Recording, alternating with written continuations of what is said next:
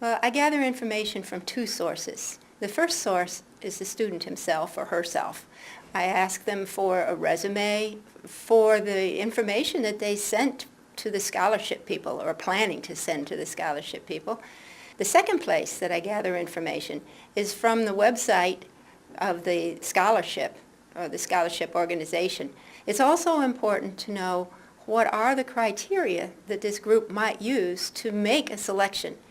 And be sure to address both that funding, both the values of the funding agency and the criteria in the letter. You have to know the path for the student ahead of time. If the student has had a meaningful experience and it was sort of something that changed the student's goals, especially if there's something to address about the student's achievements or grades or path of study or career path in the letter, go ahead and take that opportunity. It'll be exciting for the person reading the letter. If I don't know the student very well, I will be honest with them and tell them, I'm not the best person to write this letter of recommendation for you. You need to find someone who knows your work very well.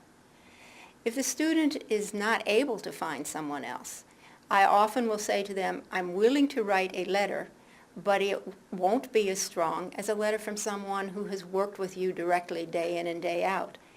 If you give them that offer to write a letter as a backup person, I also give them a deadline.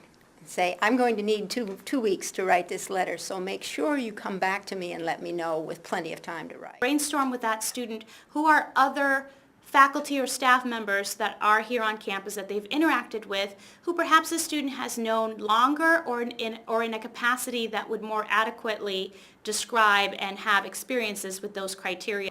Now, if the student comes back and requests again that I be of assistance with this, so it is important to note that there will be some limitations based on the level of interactions that we have had or we haven't had, to where there will only be certain things that I'll be able to speak to versus somebody else who might have had more involvement. What I do is usually write an outline, take some notes regarding the student and how based on the experience and my interactions with the student throughout the years, I have seen those qualities and characteristics come across, what areas of our interactions should be highlighted as well for the letter, what makes them a good candidate for that scholarship in their own words, and perhaps suggestions that they would like to see me focus on as to things that I have firsthand knowledge of them having done through their time at Purdue. So that helps me to see what they're focusing on.